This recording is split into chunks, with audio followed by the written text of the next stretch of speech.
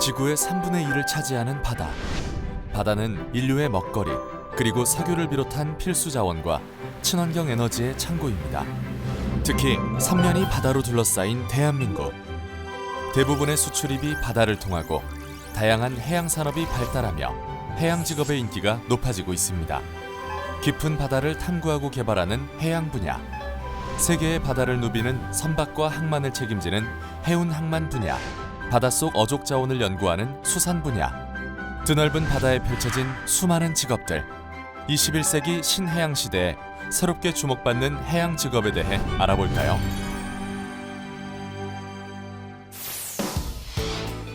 바다에 사람을 위한 공간을 만드는 사람들, 바로 해양 공간 건축가입니다. 미래 사회를 표현한 영화들을 보면 상상 속 도시들이 나옵니다. 공중에 떠 있거나 지하에 혹은 해저에 만들어진 도시도 있죠. 저는 그중에 물 위에 있는 도시가 가장 기억에 남는데요. 이 현실 세계에서도 물 위에 사람이 살 수 있는 공간을 만들어내는 사람이 있습니다.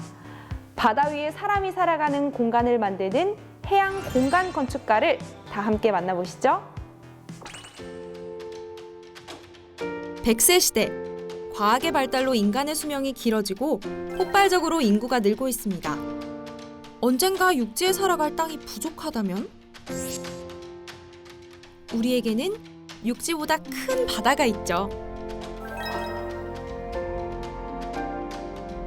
이미 여러 나라에서는 바다에 사람이 살아가는 생활 공간을 만들고 있습니다. 싱가포르에는 물 위에 떠 있는 축구장이 인기입니다. 이름은 플로팅 스타디움.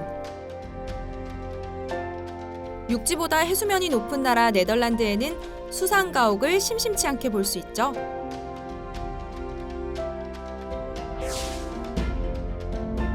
우리나라에도 물 위에 지은 건축물이 있습니다. 그중 가장 크고 유명한 것은 한강 위에 떠 있는 세빛섬. 식당, 공연장, 웨딩홀 등으로 사용 중인 이곳은 물 위에 뜨는 부유체 위에 만들어진 플로팅 건축물입니다. 이런 플로팅 건축물을 연구하고 만드는 해양 공간 건축가 송화철 교수. 바다나 수상에 그물을 짓는 일을 한다고 생각하시면 될 것 같습니다. 그래서 좀 더 구체적으로 말씀드리면은 집을 수상이나 해상에 집을 지을 경우에 안전하게 집을 지을 수 있도록 하는 역할을 하고 있습니다. 마치 배처럼 물 위에 떠 있는 플로팅 건축물은 지구 온난화로 해수면이 상승하고 홍수가 잦아지면서 더욱 주목받고 있는데요.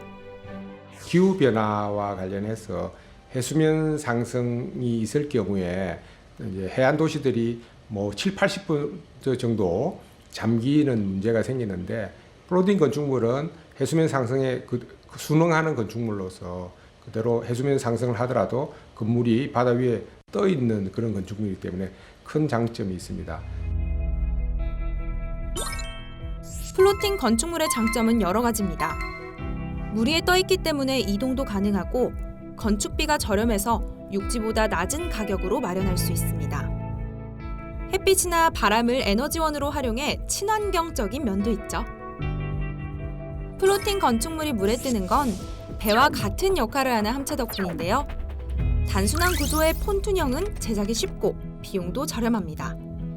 반잠수형은 무게중심이 잡혀 있어 흔들림이 적다는 장점도 있죠. 함체를 고정하는 계류 시스템은 여러 가지인데요. 깊은 수심에는 로프와 와이어, 체인 등을 주로 사용합니다. 기후변화와 생활 공간을 해양으로 넓히려는 노력 덕분에 플로팅 건축에 대한 연구가 활발하게 진행되고 있는데요. 우리나라에서도 해양 공간 건축가들을 중심으로 플로팅 도시를 만들려는 시도가 계속되고 있습니다. 영도에는 해양 클러스터가 있습니다. 영도 해양 클러스터가 있는데 해상에 플로팅 건축물을 지어가지고 거기다 해양과학센터라든지 관련되는 해양 클러스터용 해상 건축물을 짓기에 최적의 입지라고 생각합니다. 네덜란드에는 플로팅팜이라 불리는 농장까지 운영되고 있는데요. 3층 구조로 40마리의 소가 사육되고 있고요. 하루 약 800리터의 우유를 생산 중입니다. 세계 곳곳에서 건설 중인 플로팅 건축물. 언젠가 거대한 플로팅 도시도 만날 수 있겠죠? 바다에 떠다니는 리조트라 불리는 크루즈선. 상상을 초월할 만큼 거대하고 호화로운 크루즈선도 해양 공간에 속합니다. 사람들이 배에서 거주하며 여행을 즐기기 때문이죠. 크루즈 여행의 인기가 높아지면서 배의 크기는 점점 더 커지고 있는데요. 세계에서 가장 큰 크루즈선은 길이가 350m, 객실이 약 3,000개, 승객 9,000명을 태울 수 있습니다. 극장, 콘서트홀 등 문화시설은 물론이고 아이스링크와 워터파크, 미니 골프 코스까지 갖춘 크루즈도 있죠. 사람이 머물며 여행을 하는 크루즈선을 만드는 이들도 해양 공간 건축가입니다. 이한석 교수는 크루즈 등 해양 거주 공간 전문가죠. 그 배에서 사람이 사는 공간을 만들 때에는 좀 더 사람이 느끼는 감정, 이런 것들을 고려해야 되죠. 특히 배 안에서의 사람들이 가지고 있는 고립감, 그 다음에 배가 흔들림으로써 느끼는 동요, 이런 불쾌감들, 이런 것들을 어떻게 이제 해소시키느냐 하는 게 가장 문제고요. 크루즈선은 크게 선박 부분과 거주 공간으로 나뉩니다. 소음이 발생하는 엔진과 기관 등은 아래쪽인 선박 부분에 배치하죠. 거주 공간은 승객들이 사용할 공간을 넓히기 위해서 여러 층으로 데크를 만드는데요. 공용 공간, 개인 공간을 적절하게 배치하고 선박의 무게중심과 보건성을 고려해서 안전하게 설계합니다. 여행객들의 안락한 여행을 위해 설계된 크루즈선. 하지만 바다 위를 여행하다 보면 만나는 바람과 파도에는 어떤 대비를 하고 있을까요? 일반 여객선들은 그런 것들을 벨라스터를 통해서 균형을 잡아주는데, 크루즈 선박 같은 경우에는 이제 스타빌리저라 그래서 그런 기술적인 것들이 더 발전을 해서 동요가 일어날 때 그거를 최소한으로 줄여주는 기술을 가지고 있고, 거주 공간 내에서도 이제 사람들이 멀미라든지 불쾌감을 느끼지 않는 실내 공간을 만들어줘야 되죠. 이제 그러려면은 가구라든지 색채라든지 이런 것들에 신경을 많이 써야 되고, 그 다음에 창이라든지 이런 것들에도 신경을 많이 쓰죠. 플로팅 건축물과 크루즈선과 같이 바다의 거주 공간을 만드는 해양 공간 건축가들. 이들에게는 늘 따라다니는 고민이 있습니다. 해양 건축물이 만들어내는 바다의 오염이죠. 선박이 이제 항해 중에 충돌 사고나 기타 다른 사고 때문에 파손이 되더라도 기름 유출을 최대한으로 막을 수 있는 그런 구조, 배 구조를 만들어내는 그런 연구들이 진행되고 있고, 크루즈 여행에 대한 관심이 높아지면서 세계의 바다를 떠다니는 크루즈선. 해마다 새로운 크루즈선이 만들어지며 더 많은 해양 공간 건축가를 필요로 하고 있습니다.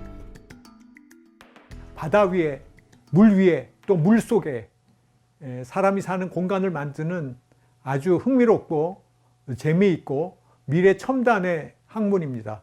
지금은 물 위에 사람이 사는 집과 공간을 만드는 것뿐만이 아니라 물 속에서도 사람들이 살 수 있는 공간을 만드는 작업들, 연구들을 지속해 나가고 있습니다. 이런 일을 하는 해양 건축이 여러분들 어린 학생들한테는 아주 좋은 도전의 기회가 될 수 있을 거라고 생각을 합니다. 이번에는 제가 문제를 하나 내볼게요. 한번 맞춰보세요. 해양 공간 건축가가 만들 수 있는 건축물은 무엇일까요? 1번 등대, 2번 여객선 터미널, 3번 바닷가의 카페. 어떤 걸까요? 정답은 세 가지 모두입니다. 바다 속이나 위에 있지 않아도 이 바다 주변에 있는 공간까지 해양 공간 건축의 범위라고 하는데요. 무척 넓죠? 그렇다면 이 여객터미널, 바닷가 카페 등 해양 건축은 일반 건축과 무엇이 다를까요? 해양 공간 건축가를 만나 알아보도록 하겠습니다. 해양 공간 건축은 바다 위에 새로운 건축을 하는 것뿐만 아니라 바다와 관련된 건축물의 디자인, 사람과 바다가 더 친숙하게 생활할 수 있도록 만드는 모든 설계를 뜻합니다. 바닷가의 건축물을 디자인하는 해양 공간 건축가 안웅이 교수. 아름답고 편리한 수변 공간을 만드는 디자인 전문가입니다.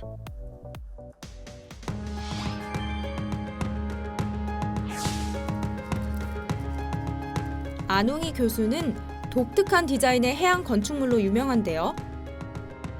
가장 많이 알려진 것은 통영의 연필 등대. 도남항에 설치된 등대는 독특한 디자인으로 관광 명소가 되었습니다. 부산항 국제 여객터미널의 세련되고 현대적인 모습도 안웅이 교수의 생각에서 나온 것입니다. 해양 건축의 분야를 얘기한다 그러면 지금 보고 계시는 것처럼 운송에 관련되어 있는 여객터미널, 그다음에 해상 교통에 관계되어 있는 등대라든지, 그다음에 바닷가에 있는 리조트, 심지어는 크루즈선의 어떤 내부 인테리어, 뭐 다양한 분야에 있습니다. 크루즈선과 같은 여객선이 들어오고 나가는 여객터미널은 여러 가지 해양 건축의 요소가 결합된 장소. 이곳은 부산항 연안 여객터미널인데요. 40년 넘게 사용해서 이제 리모델링이 필요한 상황. 안웅이 교수가 둘러보기 위해 찾아왔습니다.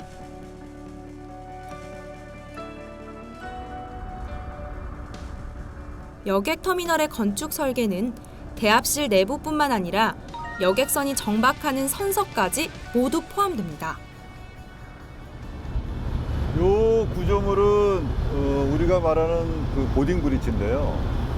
보통은 보면 지금 이 배처럼 규모가 좀 큰 경우에는 승객 이용용하고 직원 이용용을 구별을 하고 차량 이용용이 또 따로 있어서 보딩 브릿지를 만들고 그 보딩 브릿지를 통해서 나오는 경우에 그 설계를 잘 해야지만 동선이 꼬이지 않고 원활하게 승객들이 이동할 수가 있습니다. 여객선 터미널이나 공항을 보면 승객이 출발하는 층과 도착하는 층이 다릅니다.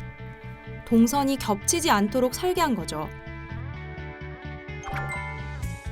이 밖에도 국제 여객터미널에는 입출국 심사장, 검역장도 승객의 동선에 맞게 넣어야 합니다. 터미널에서 기다리는 동안 바다를 감상할 수 있는 공간도 필수죠. 이렇게 해양과 건축을 아우르는 해양 공간 건축가가 되기 위해서 공부하는 학생들이 있습니다. 부산항은 부산에 있는 앞바다는 만조 간조시에 고저차가 1m 미만이에요. 90cm에서 95cm 이렇게 나와. 만조 간조의 해수차가 한 5m. 한국해양대학교에는 우리나라에서 유일하게 해양 공간 건축학부가 있는데요. 전국에서 모여든 학생들로 경쟁이 치열합니다. 안웅이 교수를 비롯해 우리나라를 대표하는 전문가들의 가르침으로 학생들은 장차 멋진 해양 공간 건축가를 꿈꾸고 있습니다.